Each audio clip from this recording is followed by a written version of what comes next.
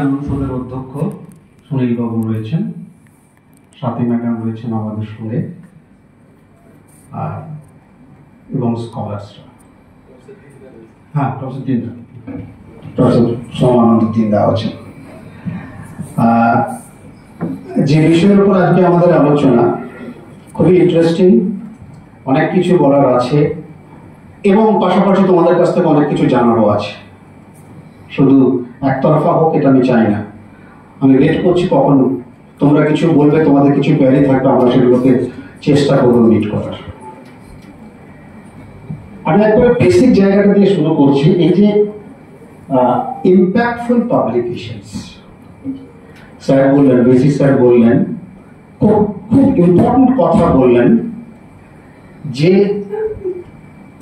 লেগে থাকতে হবে। কোনো কারণে একবার দিয়ে যদি সাকসেসফুল না হই পাবলিকেশন করতে গিয়ে, যেখানে চাইছি পাবলিকেশন হোক, চেষ্টা করে যেতে হবে, পারলে 20 বছর 30 বছর ধরে চেষ্টা করে যেতে হবে, এবং এটা একটা জীবনের খুব ইম্পর্টেন্ট অ্যাচিভমেন্ট বলে ধরে নিতে হবে। বাড়ি করাটা যেমন একটা অ্যাচিভমেন্ট, গাড়ি করাটা যেমন একটা অ্যাচিভমেন্ট, একইভাবে ভালো একটা জার্নালে পাবলিশ করা, ভালো একটা বই বার করা, সেটাও কিন্তু একই রকম ভাবে ভীষণ ইম্পর্টেন্ট।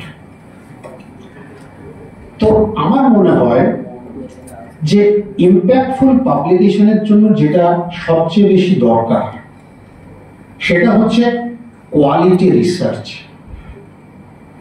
এই কোয়ালিটি রিসার্চটা কি করে করব, আমি সেই প্রসঙ্গে ক্যাটেগরিক্যালি 2-4 কথা বলবো। যেহেতু আমার নিজের ব্যাকগ্রাউন্ড সোশ্যাল সায়েন্স রিলেটেড কথাবার্তাগুলো হয়তো হবে, তবে সেটা maybe commonly also address the research issues of mainstream science as well. তো প্রথমেই আমি যেটা বলতে চাইছি যে আমি আমার রিসার্চটাকে উৎকৃষ্ট মানের করতে চাই। তো এই উৎকৃষ্ট মানের করার জন্য কোন বিষয়গুলোকে এক্স্যাক্টলি আমাকে মাথায় রাখতে হবে? প্রথম আমি যেটা মনে করি ভীষণ important, the structure of my research.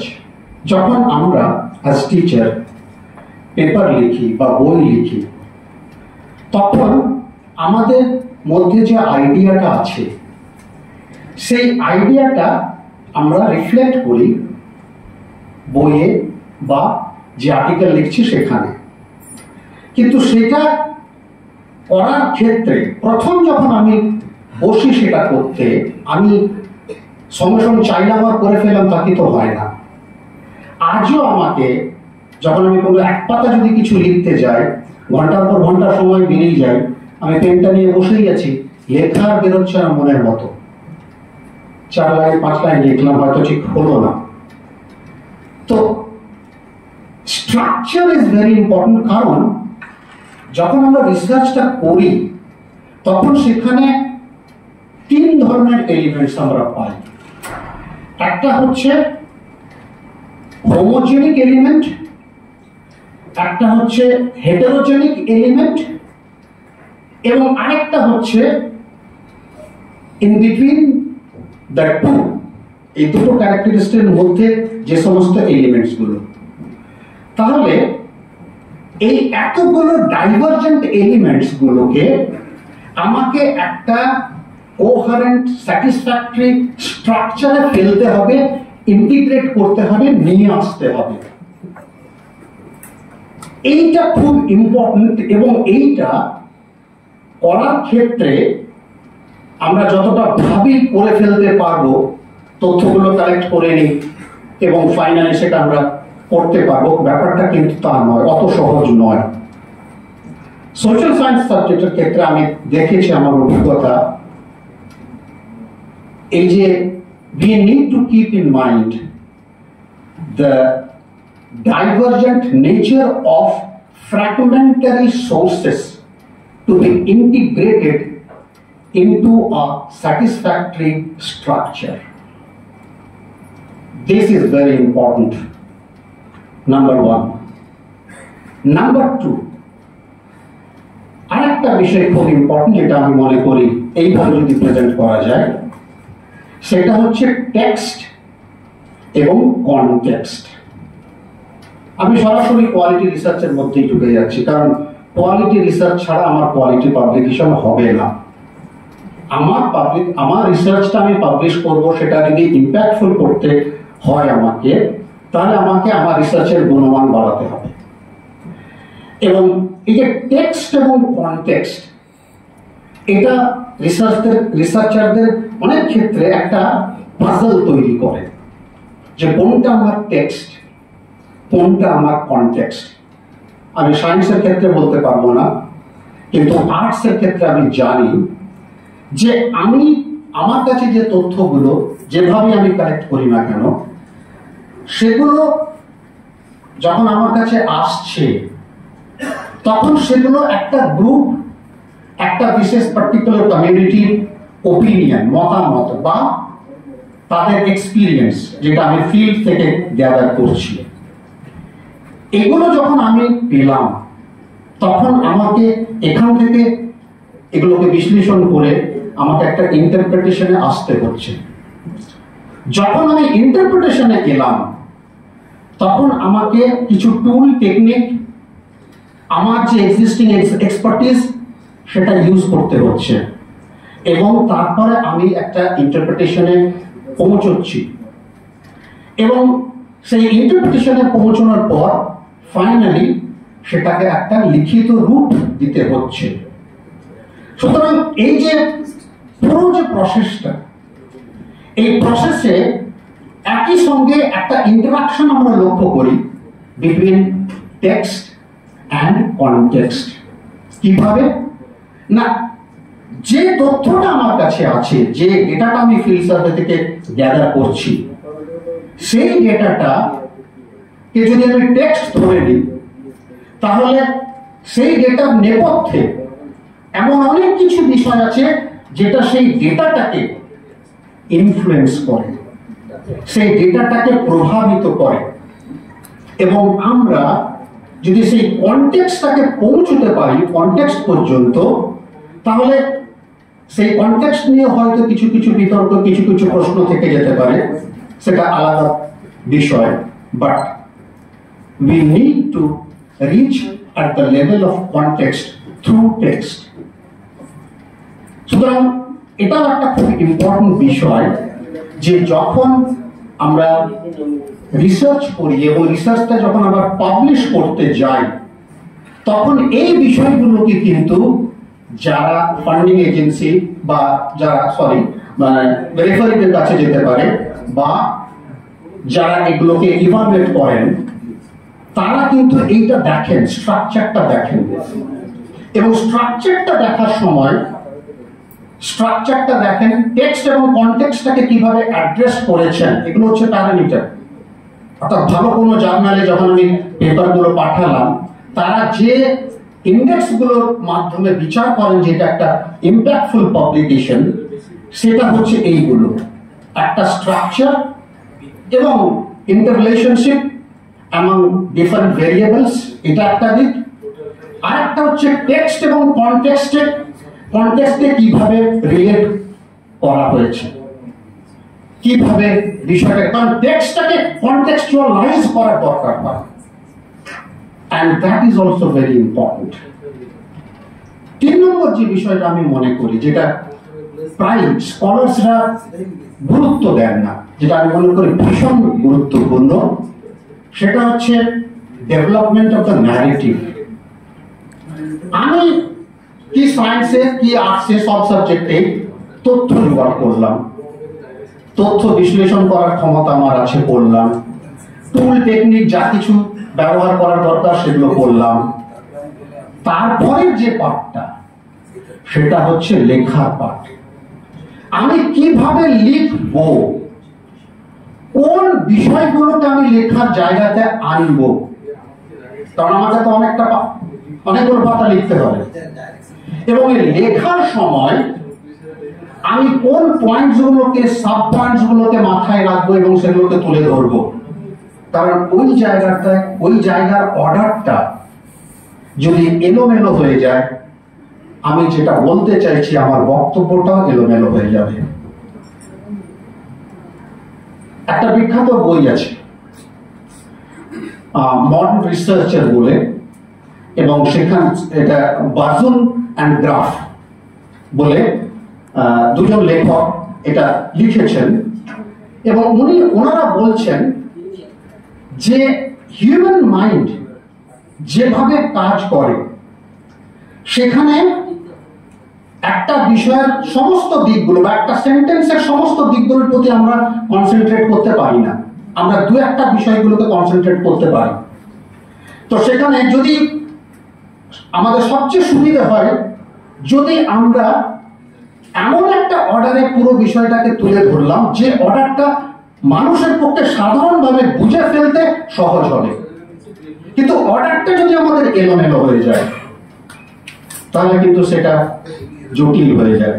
যেমন অনেক সময় টিচিং এর ক্ষেত্রে আমি লক্ষ্য করি যে কিছু টিচার আছেন যারা বিষয়গুলোকে খুব সুন্দরভাবে সহজভাবে প্রেজেন্ট করতে পারেন।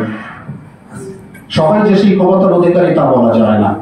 লেখার ক্ষেত্রেও কিন্তু এটা একই রকম ভাবে প্রযোজ্য যে আমি কোন সেন্টেন্সটা কোন বিষয়টাকে আগে লিখব, কোনটাকে পরে লিখব, কোনটাকে মাঝে আনবো, কোনটাকে লাস্টে নিয়ে আসবো। কারণ এই order, this sense of order is very, very important, and it requires mastery over language as well as your understanding of the subject matter. এইটা আমি বলবো ইয়াং রিসার্চার যারা তোমরা রয়েছো, please be attentive to the part of developing the narrative. Of course, I believe that it's something, if you are blessed with good hand of writing, nothing like it. Yes, if you are blessed with good hand of writing, if you master over the art of writing, nothing like it. But if not all of us are blessed with that quality.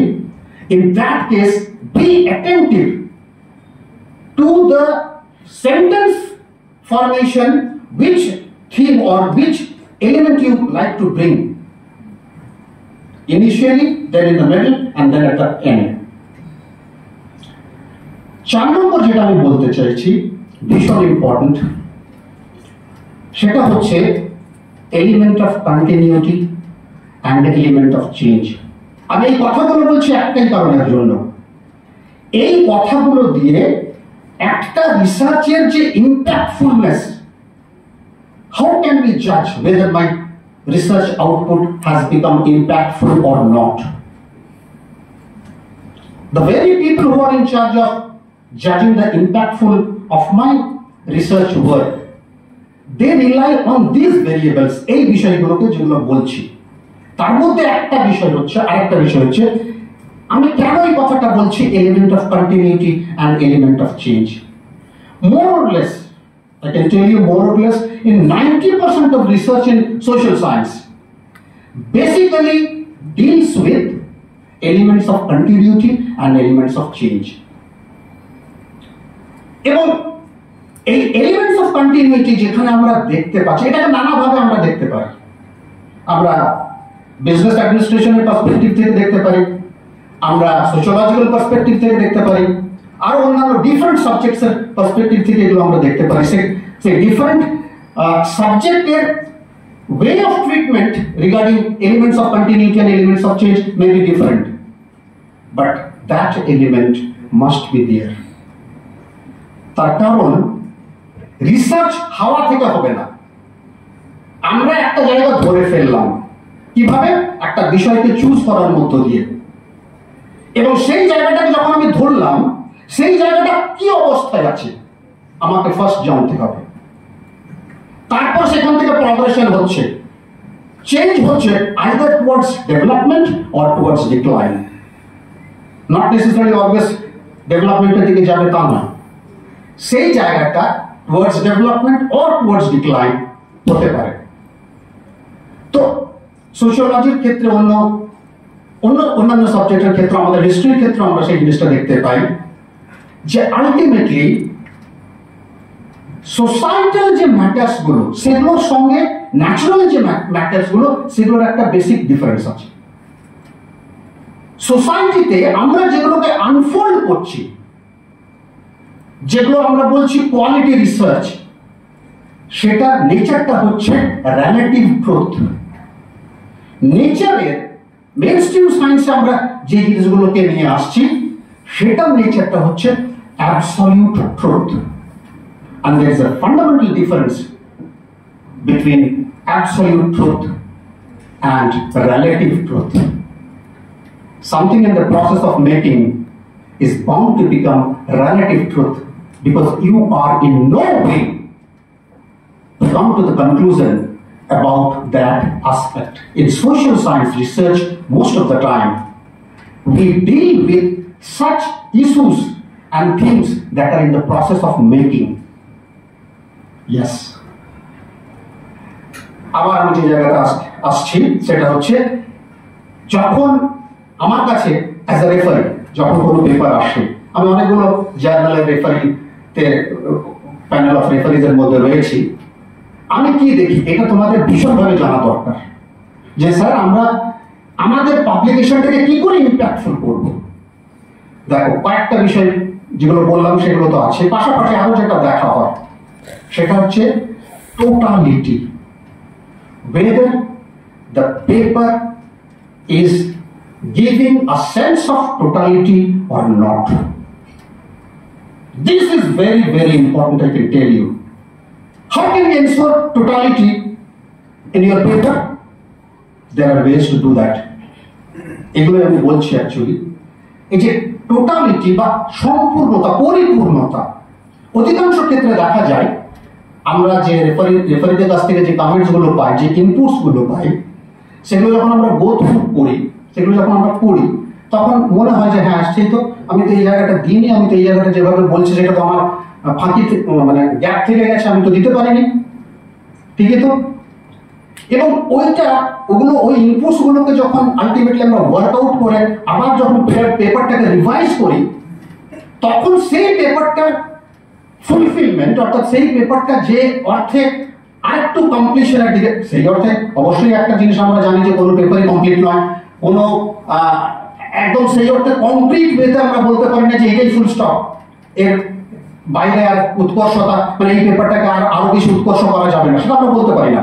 কিন্তু রেফারিরা বা যারা জাজ করেন পেপারের quality, তারা দেখার চেষ্টা করেন যে পেপারটা একটা, যেটা সৌমেনবাবু বললেন যে কতটা সোসাইটিকে কন্ট্রিবিউট করবে, সোসাইটির কত ধরনের মানুষের কাছে পৌঁছবে, এবং পাশাপাশি তাদেরকে কিভাবে সাহায্য করবে, কোথায় তার মানে ওই পেপারের অ্যাপিলটা কি হবে, কি ধরনের হবে।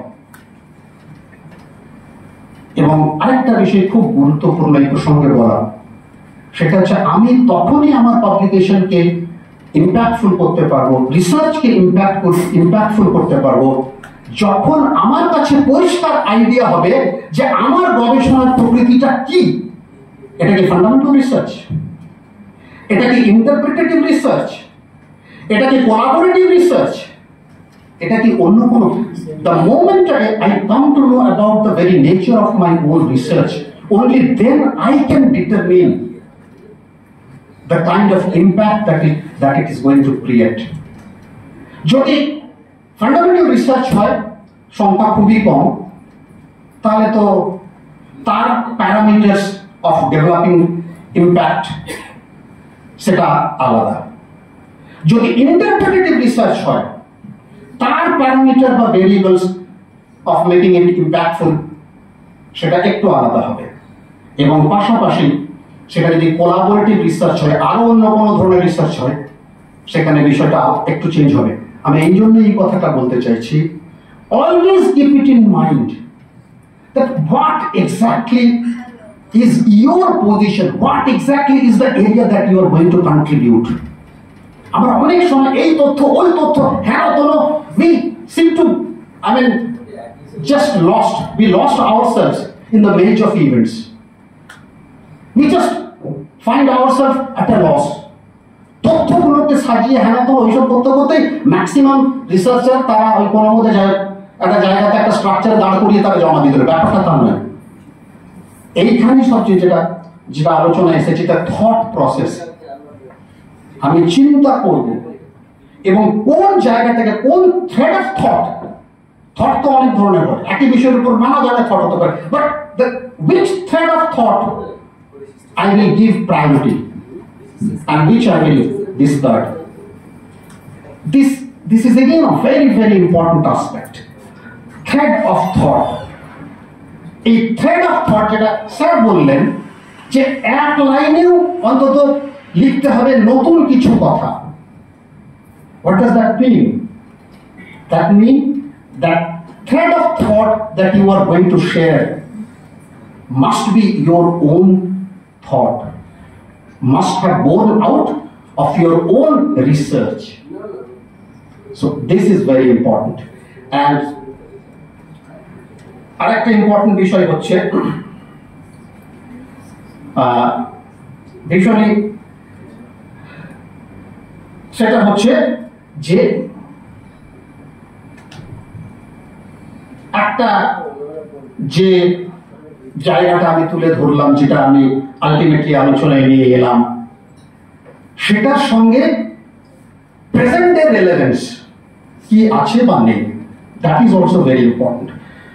অনেক সময় আমরা আমাদের সাবজেক্টে বিশেষ করে দেখেছি ছেলেমেয়েরা এমন বিষয়টা ঠিক করে গবেষণার জন্য যেটার সঙ্গে অধিকাংশ মানুষ রিলেটই করতে পারে না। আমি ডিসিপ্লিনারি অসুবিধাগুলোর জায়গাতে ঢুকছি না, তার মানে এটা নয় যে আমরা সব সময় বৃহত্তর সোসাইটি রিলেট করতে পারছি কি পারছি না সেই বিষয়গুলোকে মাথায় রেখে আমরা থিম ঠিক করবো, আমি সেটাও বলতে চাইছি না। কিন্তু আমি যেটা বলতে চাইছি সেটা হচ্ছে যে selection of theme must be in a way that has something to do with the interest of common people.